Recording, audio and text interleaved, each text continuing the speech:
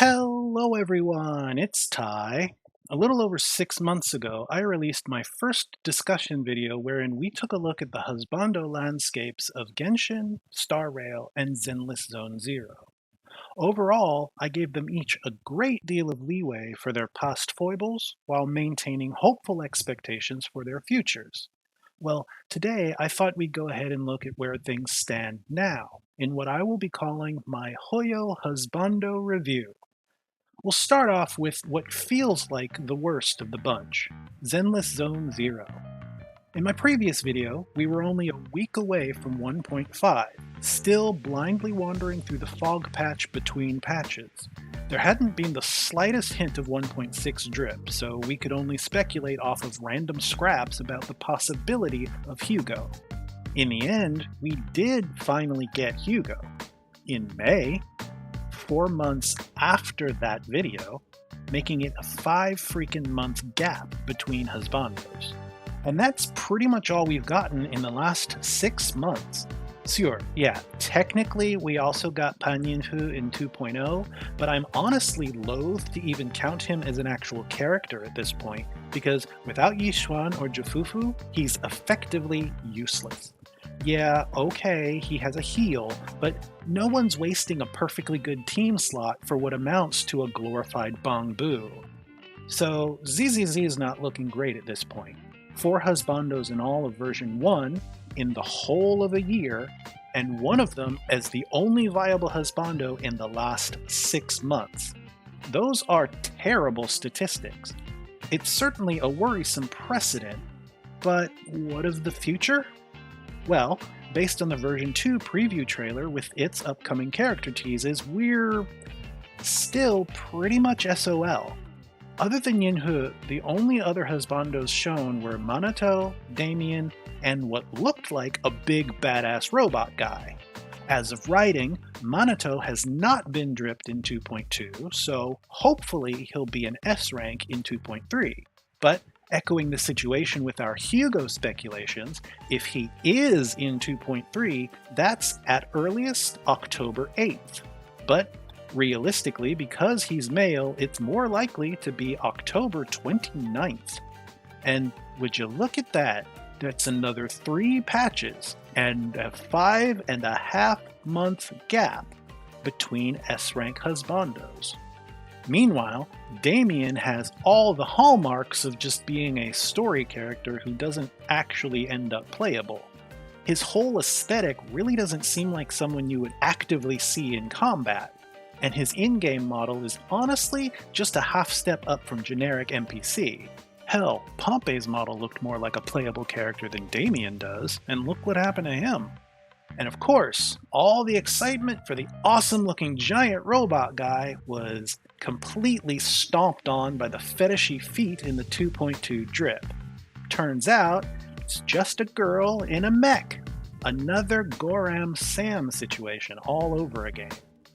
The only other possible candidate is Yixin, who, while technically is in the version 2 teaser, barely, mostly just sort of showed up randomly in the game. There was a mention in that combat design video about a martial artist with a kind demeanor who kicks off and kicks ass when angry, and maybe that's him? Or maybe that's some other husbando entirely. Or maybe that's just another wonky pronoun translation error that often happens with YouTube subtitles. Who knows? Drip marketing for Zenless is an absolute nightmare. There doesn't seem to be any defined schedule, and it just pops up when it feels like it. So, all in all, the Zenless patch cycle experience has become one of waiting for the opening of a black box that, more often than not, is just full of disappointment. Yet, for some reason, I still continue to think maybe it'll be different this time, and I keep right on waiting. But that probably says more about me than anything else. I guess I'll just keep on waiting. Still waiting for Genshin to pull its thumb out too, if I'm honest. I had given Genshin a huge dollop of benefit of the doubt in that video. It was really the core of what I was arguing for. It had been posited that Genshin was releasing fewer males, so I had detailed husbando distribution from launch to Fontaine. There were charts and maths showing that it wasn't as bad as it seemed, all of which culminated in a great amount of hope and a willingness to let them show me that they had it under control with version 5, that everything was going to be fine. And they absolutely f***ed it. By the release of this video, we will have entered 5.8 with our final 5.x character, Inifa. And unless there ends up being a surprise 5.9 with Capitano or Jablanque out of nowhere, which I can all but guarantee will not happen, then Kanich was the only 5-star male in the entirety of version 5. Only 2 other husbandos were teased in the version 5 Ignition trailer, and one ended up being non-playable, while the other was only a 4-star. And the paltry 2 characters that were later teased in the mid-version livestream also ended up being 4 stars. So yeah, we only got 4 male characters in version 5. So it is now accurate to say that Genshin has released fewer males. And in fact, this is the fewest in any version to date. So that could be worrying. We just kind of have to hope it's not a trend. Flins, Durin, and Varka were shown in the recent version 6 preview trailer, but I can't help but wonder how many of them will actually be playable. If the Ignition trailer is any sort of precedent, Flins will be a 5-star, but Durin will end up a 4-star, and everyone will be ravenously awaiting Varka's release patch after patch, only for him to end up being killed, or turned into a monster, or sitting on a throne for all of eternity, or some other such non-playable nonsense. But even though version 5 has left a severely cynical taste in my mouth, I still hold a glimmer of hope that it'll be better this time. If they are playable, that's at least 3 husbandos. If they're all 5-star and they still release others later in the version, then there's a chance I can forgive them for this slight misstep. StarRail has shown just how well an appropriate release cadence can go towards building goodwill. StarRail's version 3 has seemed like a veritable deluge of husbandos, but in truth, they've merely released the 3 husbandos that they teased in their version 3 trailer, and every one of them has been a 5-star. Mide, Anaxa, and Phainon were announced leading into Amphorius, and all of them were released relatively close together. Then, we got a semi-unexpected 5-star archer, even if he was free. And we may even be getting this magnificent bastard in 3.6. Of course, there's still a craving to know who comes after that, but really, it feels like it's all being handled so well and they've built up such goodwill that it would be forgivable if no one else does. Obviously, I would love if we get an extra surprise husbando in the end. Mr. Rekka, maybe, or even the long-awaited playable Screwlum. But after 3.6, we're heading into the last couple of patches before 4.0. And if those end up empty, that's just extra time to save for whoever may be coming in version 4. And that's probably just as well. As long as they maintain this same wonderful pacing, there's really nothing to feel bad about. And that, I think, is the crux of the issue. Crappy cadence, dreadful distribution, poor pacing. When I began writing this, I was immeasurably disgusted with Zenless, while merely being quite perturbed with Genshin. It wasn't until I put the actual numbers into context that I realized, technically, both of those games released 4 characters across their respective versions this past year. And in fact, Zenless Zone Zero actually did better than Genshin, since 3 of their 4 characters were S-rank.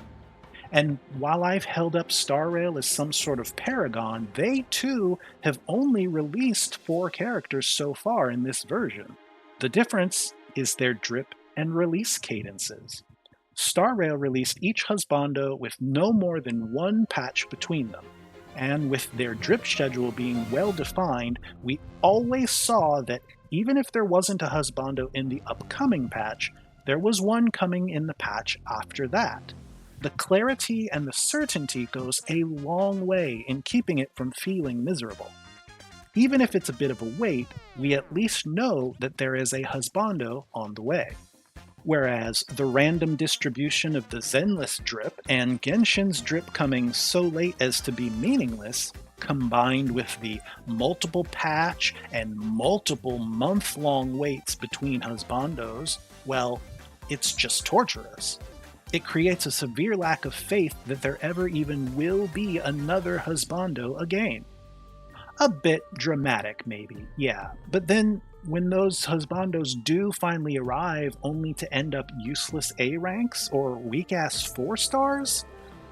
Yeah, I mean, regardless of the equivalency in numbers, it feels like Husbandos and Husbando lovers are being, if not ignored, certainly considered little more than an afterthought. Maybe by the time I do another one of these reviews, things will be better in Zenless and Genshin. I truly think Genshin may turn it around in version 6, so I'm going into it again with my hopes held high. I guess we'll just have to see how that goes. I've got my eye on you, Varka. I give Genshin 4 tentative stars. But Zenless, the state of it at this point is already looking to be another version full of frustration and disappointment. Maybe they'll miraculously turn it around in 2.3, or maybe we'll just have to wait for 3.0 or beyond? I just don't know. And with such a poor track record as precedence, and no information that might change my perspective on the future, well, that's the problem. I don't know. I guess the question then is, really, how much longer will we wait for them to get it right? I guess to be fair, even if their cadence is absolute trash, they did release a decent number of S-rank Husbandos. It's not yet as bad as Wuthering Waves. Seems I dodged a bullet with that one. I'll give Zenless an obscenely generous 3 stars, and they will thank me for them. Star Rail, though, they just need to keep doing exactly what they're doing on into version 4 and beyond. If they want to give us more, obviously that'd be even better, but as far as I'm concerned, this is exactly the sort of release schedule that I'd like to see going forward, and maybe Genshin and Zenless should follow suit. Star Rail gets, without a doubt, 5 stars. But what do you think? Should I just give up on Zenless? Is Genshin going to get it right this time? Could the Star Rail deluge just be a fluke of version 3? Let me know down in the comments. And that's my HoYo Husbando review. As I was writing this, I started to worry that it was turning into more of a rant about drip schedules, but hopefully it was still entertaining or informational. Either way, thank you so much for watching. And if you like this sort of thing, please feel free to like and subscribe, hit the bell to be notified when I post more things of this nature. I'd really like to turn the Husbando reviews into like a thing that I do regularly, maybe expand it into non-HoYo games that I play. I don't know, we'll see how that goes. But anywho, thanks again for watching, and I hope to see you all again next time. Bye!